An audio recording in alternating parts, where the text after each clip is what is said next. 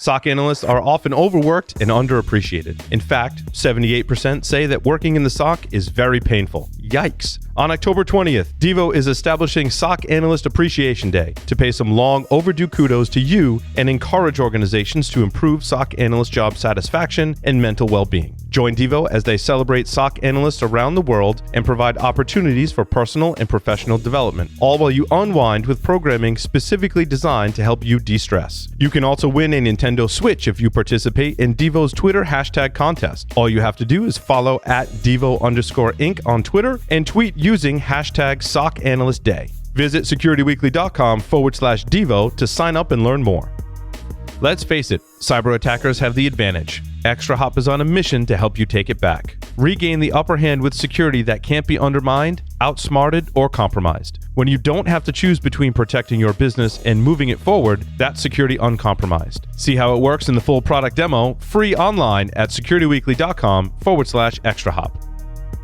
Did you know that 81% of data breaches are caused by weak password security? Keeper Security's easy-to-use password manager platform keeps your passwords safe, easy to share, and out of reach of cybercriminals. Keeper is the leading cybersecurity platform for preventing password-related data breaches and cyber threats. Check out Keeper and get a free 3-year Keeper Password Manager solution when you take a demo of Keeper for Business. Learn more at securityweekly.com/Keeper Security.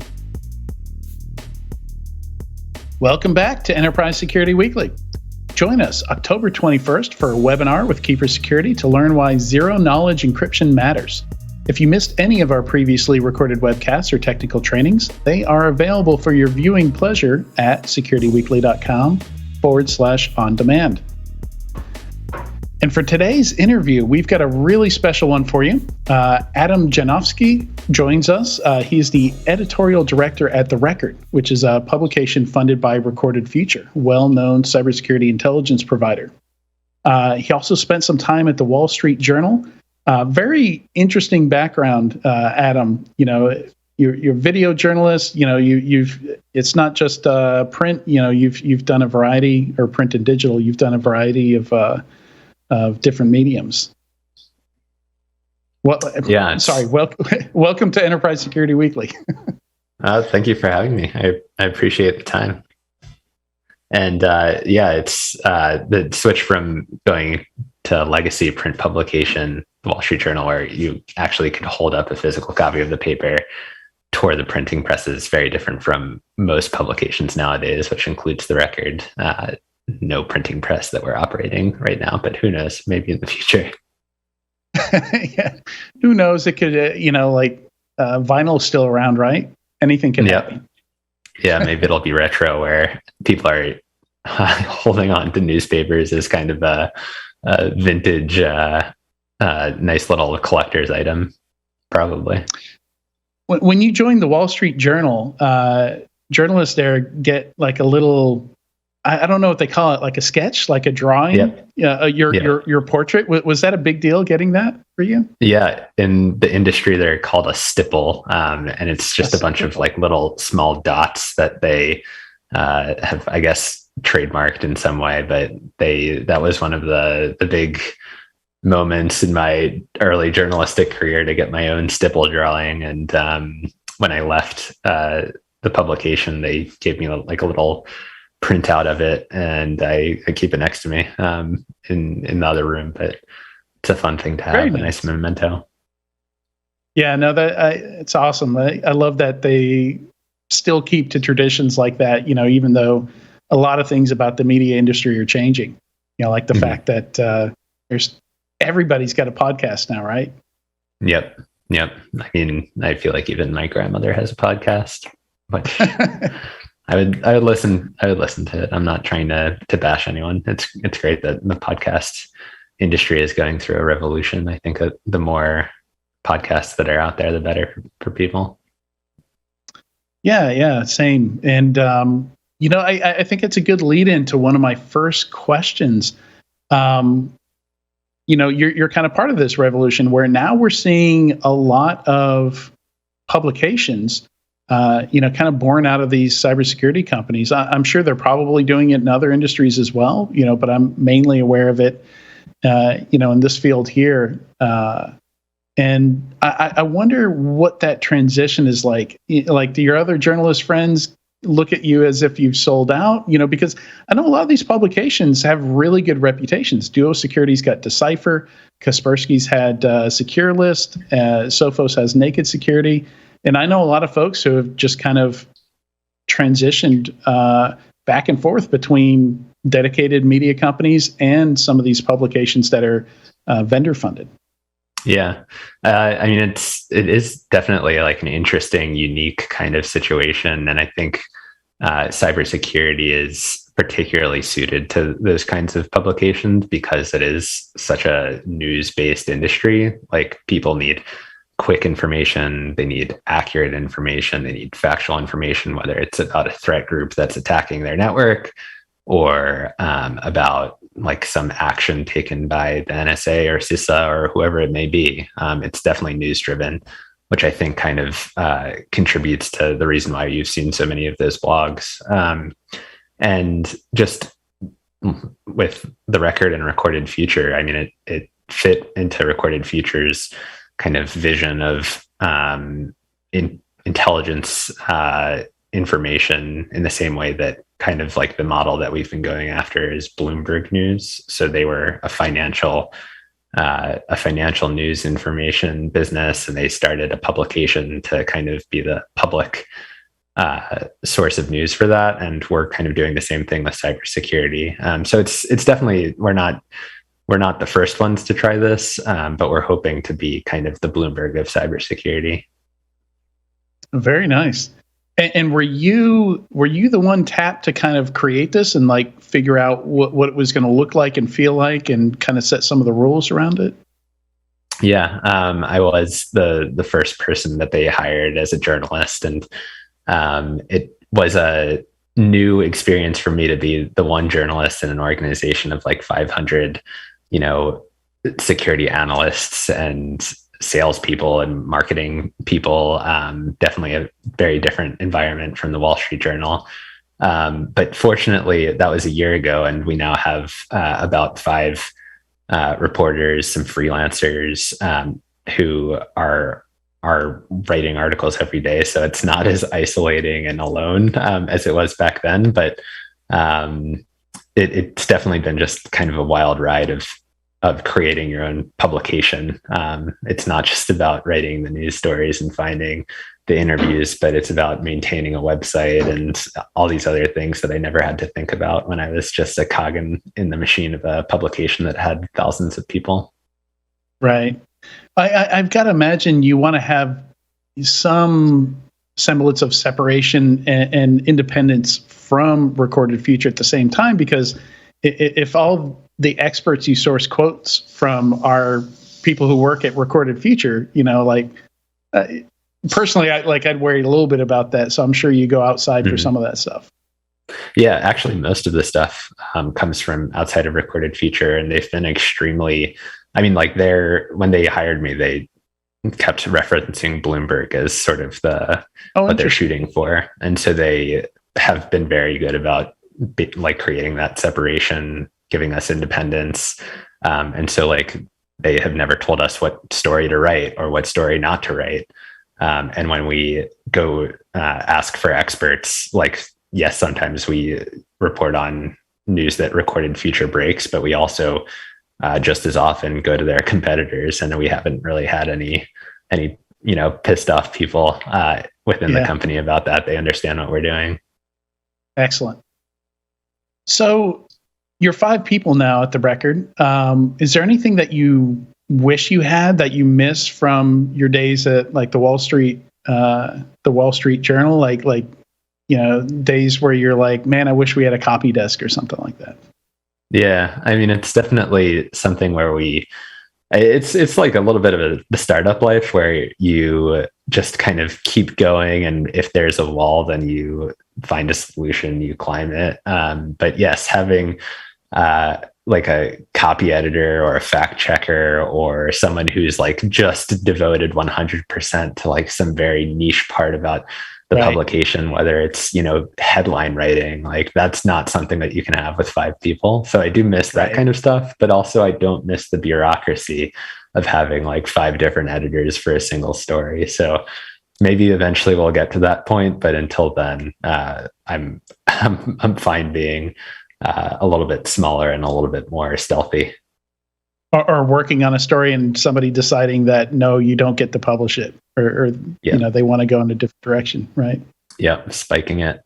Rupert Murdoch isn't calling down from the penthouse suite of the Wall Street Journal's office yelling at you. That never actually happened to me, but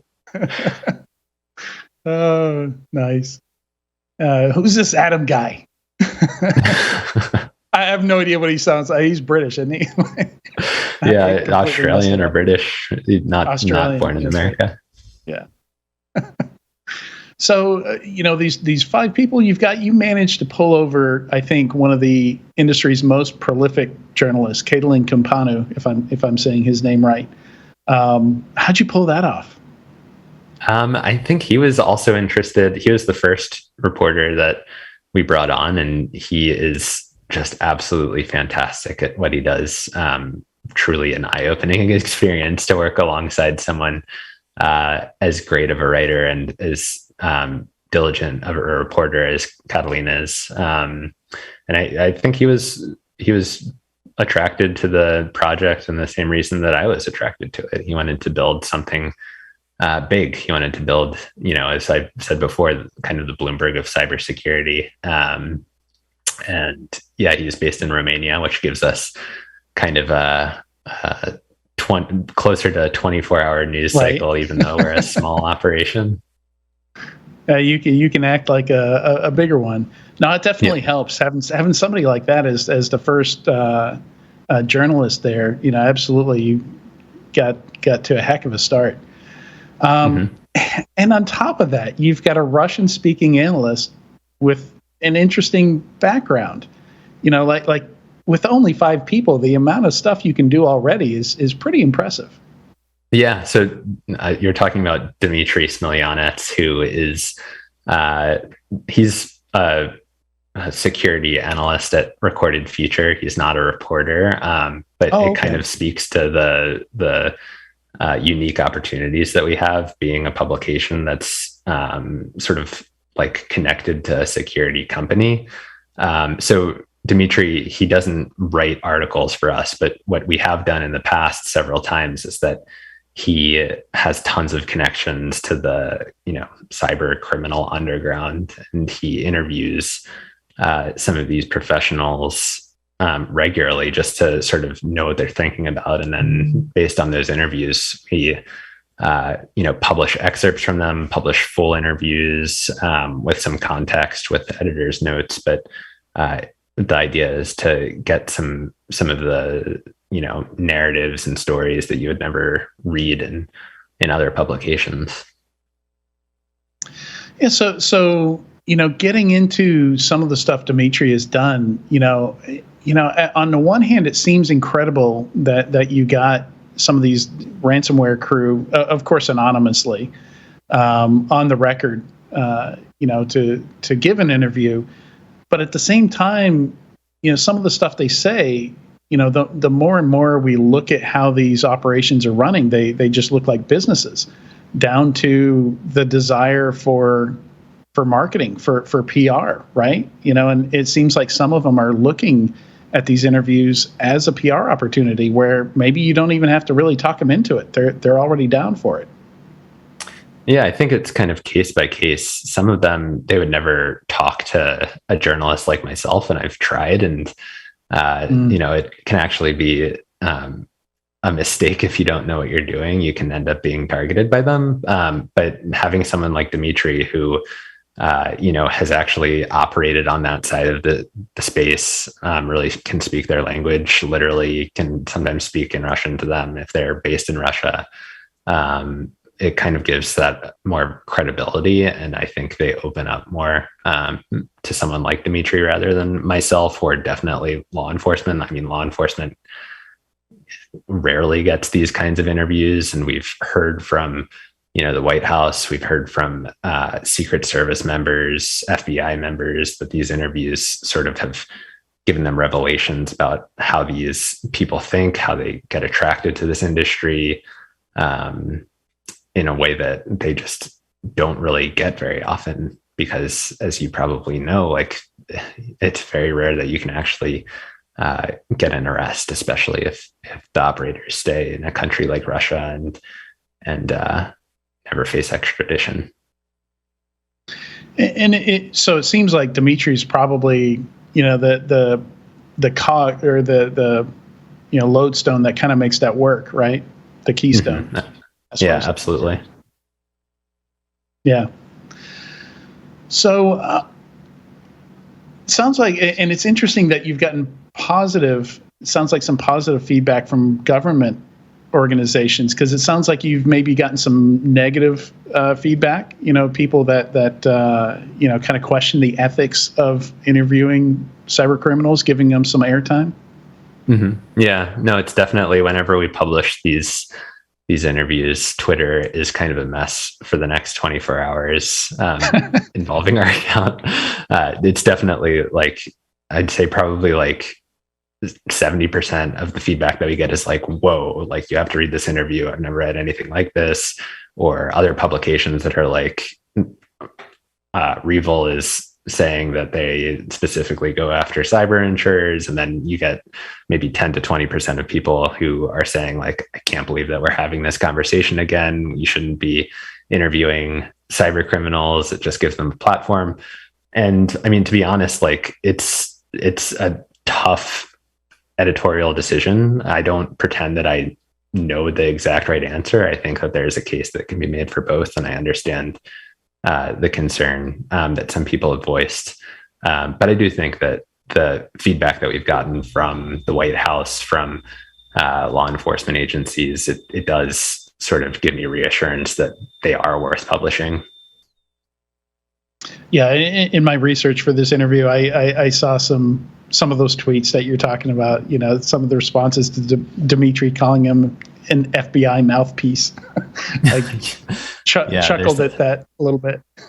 Definitely some harsh words that have been thrown. Yeah. And I love that Dmitri ends each interview with the same question. He's like, tell me a secret. Yeah, that's his like little signature trademark. And his sign off. These people, again, yeah, they definitely open up. And I feel like that kind of open-ended question, you end up hearing things that you would never have even known to ask, I guess. Yeah. And it's, there are, so, I think some of these interviews, it's what you'd expect, it's what we suspected or what we've heard through other channels, maybe through law enforcement who have done some arrests, and we get some insights into, the processes of these cyber criminals, the motives, how they spend the money, how much money they're getting. But it's still, even the stuff that isn't a huge surprise, I think it's still interesting hearing it directly from someone. And then some of them, there are some insights in there, that I feel like you wouldn't hear otherwise. But before we dive into some of those, I don't know if you've gone deep enough into it to be comfortable answering this question, but just talking about diving into some of these crews and how they operate a little bit. Could you help me understand the relationship between operators and affiliates? And are those like the two main groups? Am I getting that right? Yeah. I mean, I am not like a super expert at this. Dmitri would be able to speak to it better than I can, but we don't have to go super deep. Yeah. So the way that ransomware has sort of evolved in the last couple of years, especially, is that it's kind of a service business where it's not just one person who is developing the malware, installing it on a victim's computer, dealing with the extortion. It's kind of like there's many different components of a single ransomware incident.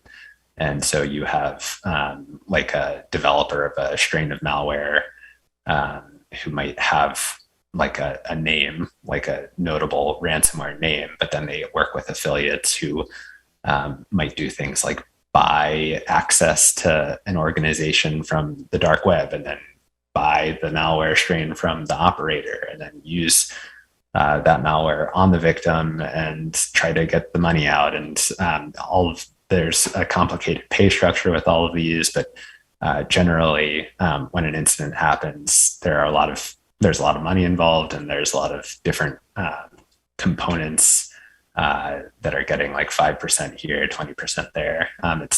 It's no longer very straightforward. Yeah, and I think that's one of the interesting things to me is, when you hear the names of some of these groups, like REvil, you tend to think that there's this one group that's doing 100% of it.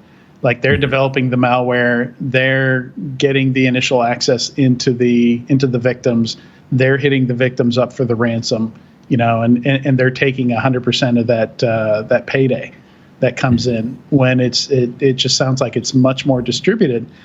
And one of these companies that you've got an interview with doesn't even do any of the hacking.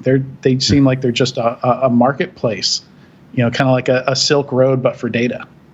Yeah, exactly. And I mean, these marketplaces are expanding pretty rapidly. And it's when you talk to law enforcement, they use the term whack-a-mole very often, where even if they shut one down, it's like 5 pop up in its place. And these are the kinds of sites that cybercriminals, they don't just go to get access to victims. They don't just go to sell their malware or buy malware, but it's also just kind of a place to hang out in a lot of these situations and learn how to engage in cybercrime. I think another thing that's kind of interesting for me, and I wonder if it's partially a culture thing, but like you look at some of the decisions that China makes, and just to use China as an example, nothing connected to what we're talking about, but where they'll make business decisions that to us look ethically reprehensible, and to them it's just if it works, it works. Is kind of the opinion there, and you hear some of the comments from these interviews, and I don't know if they feel a need to believe it themselves, or they really do believe that what they're doing could be seen as a service for companies that helps them be more secure. Yeah, I think I know what you're referring to. Some of the individuals say things like, we're making the world a more secure place by engaging in these hacks, because we're raising the value of security. We're making it very obvious to other companies that they need to invest in this. Obviously, I think that's complete BS. It's like if you were a criminal who was going into banks and robbing them at gunpoint, it would be a hard argument to make when you get arrested and show up in court and try to say, I'm really just trying to make these banks better. I'm trying security. Yeah, they should be paying me for this service. Like, I don't know that. I'm not sure. I guess that they're trying to make these kinds of arguments because we've, especially after incidents like Colonial Pipeline or JBS, you definitely see more that the pressure on law enforcement to do something about this is just at an all-time high. They're using terms like, cyber attacks can be a form of terrorism. You see threats from, all the way up to President Joe Biden, who says that there are red lines. And so I think that some of these groups are trying to sort of weasel their way out, try to create like a defense in case anything does happen to them, that they could say like, my heart was in a good place. Yeah, right. Yeah, I mean, the going rates for pen tests, I think they're not very competitive. Not that the recipients of these pen tests have any choice in the matter, but it was funny. One of the comments was, I think Dimitri asked if they ever thought about going straight, and the quick answer was, I could, but it's like 100x pay cut. Yeah. It's just, there's not enough money in it. But I think also one of the interesting things, especially reading 3 separate interviews, was looking at the commonalities between them. And one of those is, I think it's easy to look at all these crews as kind of, similar, the same kind of group. They're using some of the same techniques. They're using the same basic process, extortion process. But it's interesting to see that they compete with each other and they see each other as competitors, and that they each kind of have their own list of, what's hands off, what's out of play in terms of, no, we're not going to touch those industry for XYZ reasons so we can sleep at night. And it seems to be a slightly different list for each of them. And I found that interesting. Yeah. And also it's kind of like the definitions of the list they kind of leave it open to interpretation, where, you can, a victim pops up that says like, we're a food, an agriculture company that's critical infrastructure. You said you wouldn't attack organizations like ours. And they say like, we never said anything about specifically like grain co-ops. So it's like there's so much vagary there. Yeah. The farmers co-op or the meat processing company. Mm-hmm. And it's interesting. I mean, from a policy standpoint for the U.S., it's a huge list. When you look at that list of what is technically critical infrastructure, I think it's in some situations kind of tough to justify such an inclusive list. Mm-hmm. Right. And treat them all as like highest, most critical tier. Yeah, I think that there's something like 16 or 17 different sectors, which all have their own subsectors. I guess everything in America is pretty critical. Right. And we saw that through the whole pandemic, people saying, hey, I'm a server at a restaurant. I'm critical workforce, like really, really kind of stretching those definitions to get the most benefit out of them. Mm-hmm. But it is interesting, in my opinion, that ransomware operators, they do seem to be like almost 100% focused on money, to the extent that they are going to hedge their risks. They're going to not go after certain companies because they think that there's a high risk of retaliation. There's so much talk lately about this gray line between state-sponsored attackers and cyber criminals. And I think that ransomware, for the most part, this kind of shows that a lot of these actors are kind of operating like traditional gangs, that they are doing it for financial reasons. They probably aren't that connected to political actors. And as long as there's money to be made, we're going to be seeing a lot more of these attacks. It doesn't seem like a fuzzy line at all for me. If one group gets paid before they do the hack and another group doesn't get paid unless they pull it off right and they choose the right target, those are very different groups with very different motivations in how they choose those targets and how they treat those targets, right? Right. Yeah, absolutely. So let's see. They all seem to pretty much agree, though, that in hindsight, some of these targets that they hit. And I remember saying that at the time, when we were talking on the podcast about Colonial Pipeline and the, forget the name of the meat packing. JBS. Yeah. That in hindsight, they probably didn't intend to hit something that would, result in so much heat on them. Mm-hmm. And that's one of those things that I found really interesting, because we were saying, that was probably a mistake on their part. They probably had no idea the levels of blowback that they would get from that. And they did seem to confirm that. Yeah. I mean, there's all sorts of questions that I think people have about these groups, going back to what you were saying a little while ago about sort of if they're, these groups are saying similar things, are they connected at all? Are they being run by the same people? And it's just like there are so many unknowns, and I feel like that's part of the motivating factor of why I'm personally so interested in like having an opportunity to ask them these questions and hear from them sort of what exactly is going on. I'm here all day for it, man. Like one group, talking smack about REvil and how they're reckless, and them criticizing each other and seeing the competition between them. It's super interesting. But another thing, is just kind of that kind of iceberg component of it, where we certainly see a percentage of it, and some of those, what REvil did, what some of these, going after the wrong companies makes them look a little careless and reckless, like maybe they're not as sophisticated and good at what they're doing.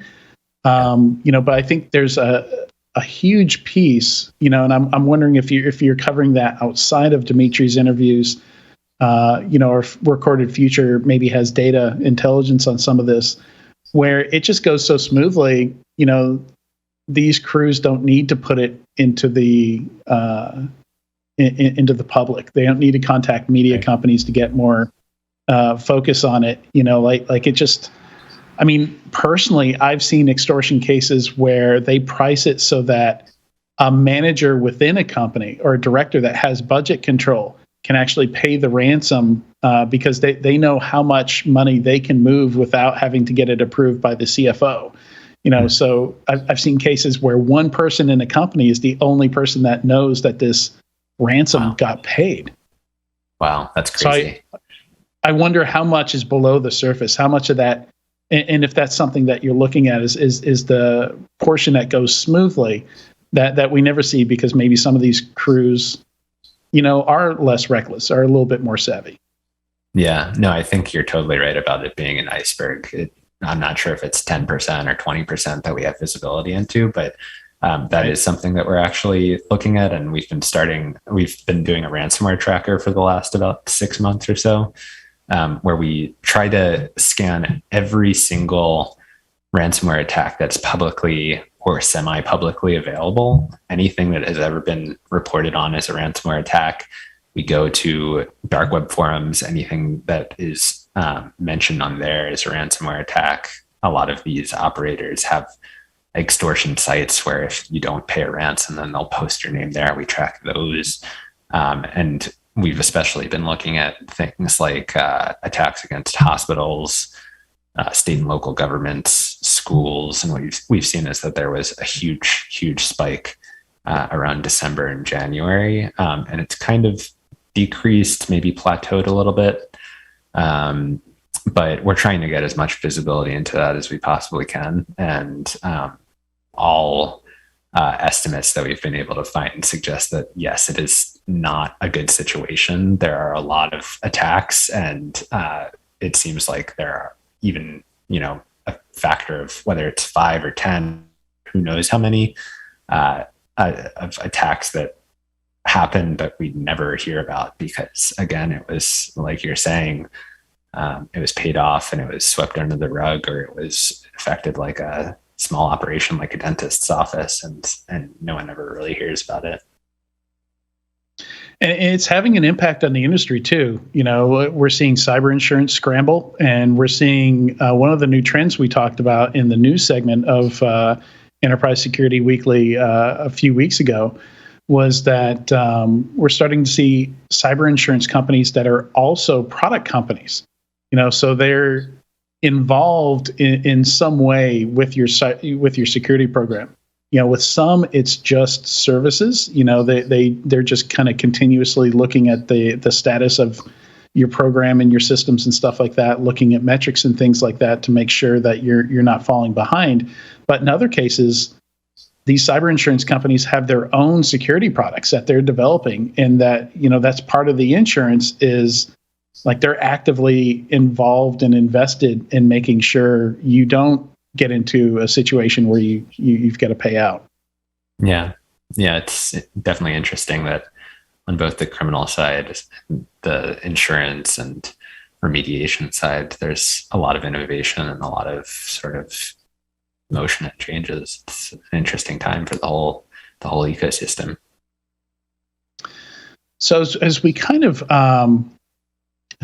wrap up here, one last question that's again probably another one of these tough editorial things. I've noticed, especially in the Marketo conversation, which I just want to say Marketo makes it so hard to find information about that group because it's also a marketing technology company, and it's incredibly hard to Google and find information on that. But this whole aspect of these crews and how a lot of them actively use the media to put pressure on victims to pay. There was a graphic in that story that might include a brand that kind of hits close to home for us. It's interesting because it's a list of partners, and they've got like the FDIC in there. They've got I think Department of Homeland Security, somebody like that was on there as partners, because in covering the fact that the ransom has happened. Yeah, I mean, you tell me, is that why they're calling these organizations partners? Is because by publicizing it, that creates pressure for the victim to pay? Yeah, they're definitely stretching the definition of partner in the sense that they consider them a partner, but I'm sure no one on that list, including law enforcement agencies, see it as that way. Sure. But yeah, it's the idea is that they use those organizations as a tool to ultimately make money. That they say that they will, for example, tip off the FBI if someone refuses to pay, thinking that would sort of twist their arm a little bit. And media is absolutely sort of one of the components there. And I think in other cases, I have seen some kind of angry Twitter exchanges where maybe some reporters are getting contacted directly by these crews and basically tapped to write the stories for them. It is the way I think some people are kind of looking at that, which is different from what we're talking about. Mm-hmm. Yeah, and this is kind of a editorial question that has been going on truly forever. How do you cover criminals? And it's not unique to cybersecurity. For example, like the Unabombers, threats that there were very serious decisions made in traditional newspapers of whether or not to publish that kind of material. So it's something that people have struggled with, and I don't think there's absolutely no consensus on it. And it's something that really every time that I get these interviews, I have to, it's not just thinking about how to present them, but do you want to present them at all? Is the benefit of publishing them, does it outweigh any sort of negative consequence? It's definitely something that takes a lot of thought and a lot of soul searching. Yeah, definitely. So the website is therecord.media, is that correct? Yep. And you have a mailing list. Is that the best way to get notified of news stories? Yeah, you can get every Sunday, you can get it on our newsletter that will just give you a list of our stories, or you can follow us on Twitter or just read us at therecord.media. And you've got some video experience in your background. Any plans to, create a podcast, move into video, do anything other than just the digital delivery? Yeah, that's actually something that we're working on right now for 2022. We just hired Dina Temple-Raston, who was NPR's main national security, cybersecurity reporter. And we're, definitely there's a lot in store next year in terms of expanding outside of our website. That I'll sort of leave that TBD. Awesome. It's a nice surprise. Yeah. Thanks for the teaser there. Actually, in the news, we've started using the record quite a bit for a lot of the stories that we talk about. So we definitely appreciate a lot of that content. We appreciate the links. Thank you. Yeah, definitely. Adam, thank you so much for joining us today on Enterprise Security Weekly. Pleasure's all mine. Thank you, Adrian.